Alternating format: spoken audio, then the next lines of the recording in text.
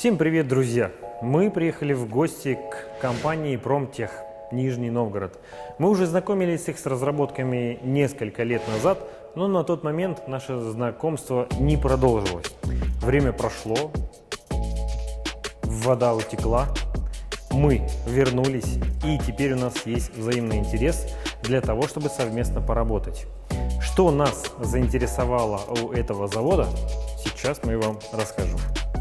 Компания Промтех известна тем, что занимается переработкой базовых транспортных средств в специализированные, среди которых есть и автомобили для перевозки лежачих больных, и пассажирские автомобили, автомобили для перевозки людей с ограниченными возможностями, промтоварные, всякие разные, но с учетом нашей специфики работы, с учетом того, что мы специализируемся на постройке рефрижераторных автомобилей, нас интересует 3 возможных варианта автомобилей рефрижераторов на базе Lada Largus, которые господа переделывают.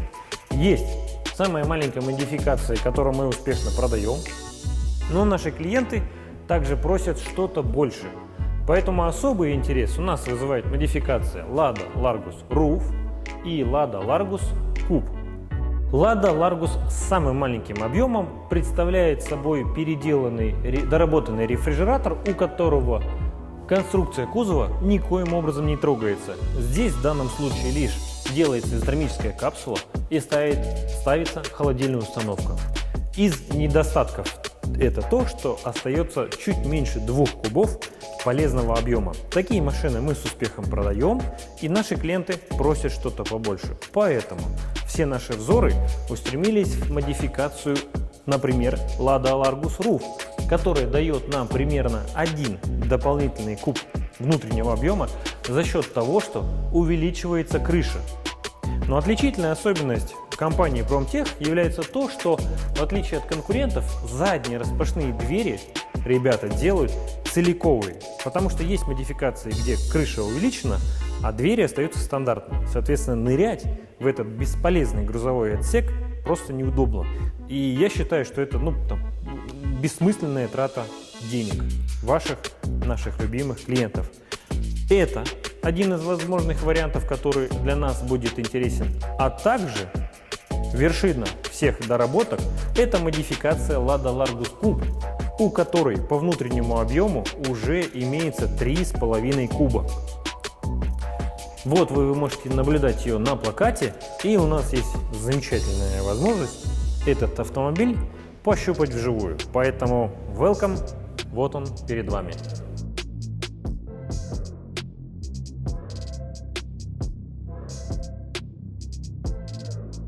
Lada Largus Coupe. За основу берется производимая на заводе АвтоВАЗ модификация Lada Largus. Есть версии с 8-клапанным мотором, есть версии с 16-клапанным мотором.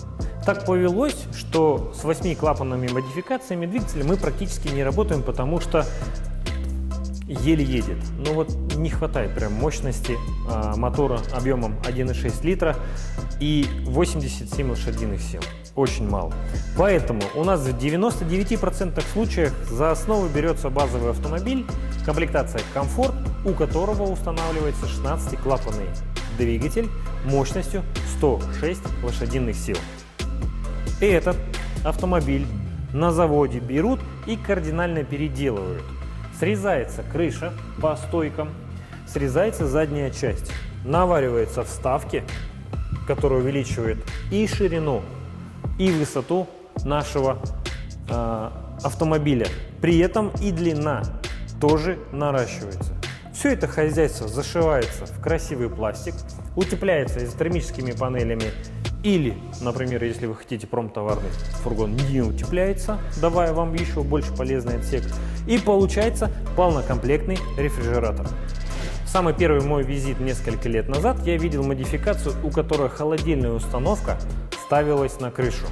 Меня это немного смутило, потому что и так высокий центр тяжести увеличивается за счет установки конденсерного блока сверху на автомобиль. При этом еще и увеличивается габаритная высота автомобиля, потому что этот компактный вариант автомобиля особо ценен и еще при этом своей небольшой высотой. Высота нашего транспортного средства в этом исполнении не превышает 2 метров, а если быть точнее, 1950 миллиметров. Это очень важный параметр, если для вас важен въезд в паркинг, въезд на минус первые этажи торговых центров для разгрузочных работ. Этому автомобилю практически нет конкурентов. И что отрадно и что приятно, господа услышали наши пожелания и доработали эту часть, сделав так называемую полку, куда располагается конденсерный блок холодильной установки. Она может быть российская, она может быть корейская, она может быть какая-то топовая американская.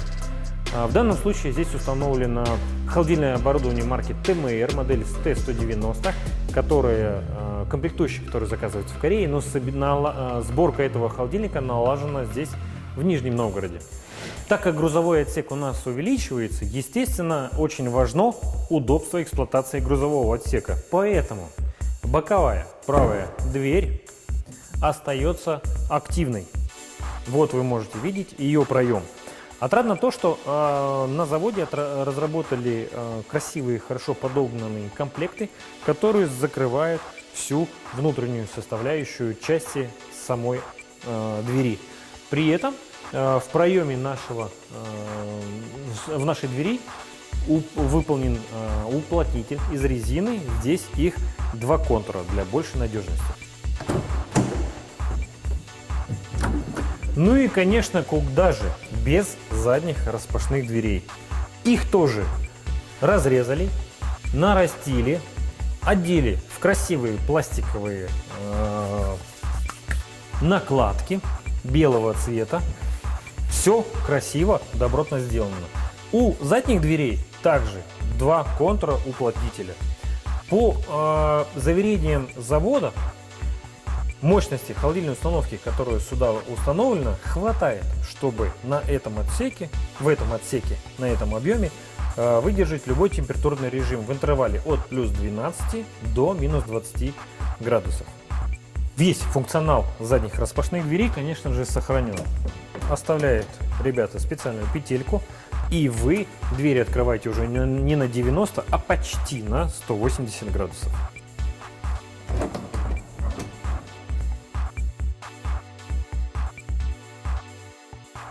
У рефрижератора применяется утепление в виде экструдированного пенополистирола. Толщина стен нашего утепления от 50 до 100 мм.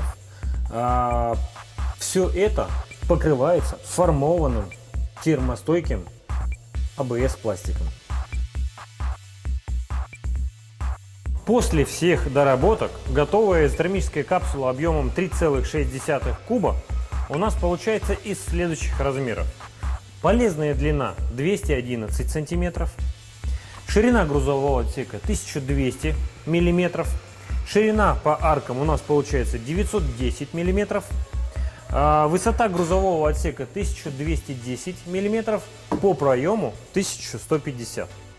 Ширина проема нашего 975 миллиметров, что, согласитесь, для такого автомобиля достаточно солидный показатель. Все вместе, напомню еще раз, это 3,6 куба полезного объема.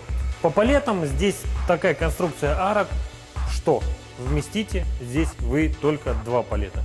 Один поперек, один в длину. И еще большая россыпь полезного пространства для всяких пакетов, ящичков, коробочек. В базовой комплектации автомобиля предусмотрена также левая боковая дверь, но при производстве рефрижератора она блокируется. Однако при наличии правой двери это не доставляет никаких неудобств. То есть вы абсолютно спокойно можете дотянуться до любого груза, который будет здесь находиться. Потому что, опять же, боковой проем боковой двери у нас увеличенный. Вы можете сделать или так, или вот так. Как вы можете видеть, помимо всего прочего, в грузовом отсеке выполнено очень качественное утепление с 2 сторон. В каждой из светильников по 2 полосы мощнейших светодиодов. И венчает всю эту красоту настил пола из рифленого алюминия. Вот такая короткая, но емкая получилась у нас экскурсия на завод Промтех Нижний Новгород. По нашему мнению, эта модель имеет хорошие серьезные перспективы. Мы будем предлагать ее нашим клиентам и заказчикам. Она будет доступна у нас для покупки в кредит, в лизинг, в деньги, как угодно. Этому автомобилю практически нет конкурентов с точки зрения цены и параметров грузового отсека, которые эта цена вам предоставляет. Мы постараемся еще доработать эту модификацию таким образом, чтобы здесь стоял электрический холодильный агрегат или термокинка или Занотти, и был сохранен кондиционер для водителя и пассажира. Жара, тепло, в мегаполисе кондиционер нужен. Если у вас есть какие-то вопросы, какие-то пожелания, или что-то вам стало непонятно, вы пишите это все в комментариях под этим видео. Мы пошли знакомиться дальше с линейкой. До новых встреч. Всем пока.